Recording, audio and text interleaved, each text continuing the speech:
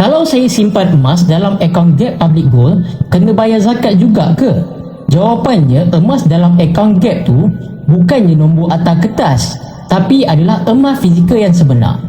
Gap ni macam simpan emas dalam stor. Emas itu milik penuh kita. Cuma kita belum decide nak keluarkan secara fizikal. Tapi dari segi hukum, dah dikira sebagai emas fizikal milik kita sendiri. So, bila cukup syarat, wajib bayar zakat. Syarat dia mudah sahaja. Pertama, cukup nisab, lebih kurang 85 gram emas. Yang kedua, cukup haul, yang mana disimpan selama setahun.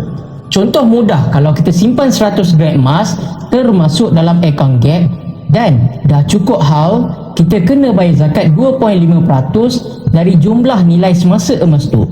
Zakat ni bukan sebab kita ada duit, tapi sebab kita ada tanggungjawab, yang mana dalam setiap gram emas kita ada hak orang lain. Jangan tunggu fizikal baru nak fikir zakat.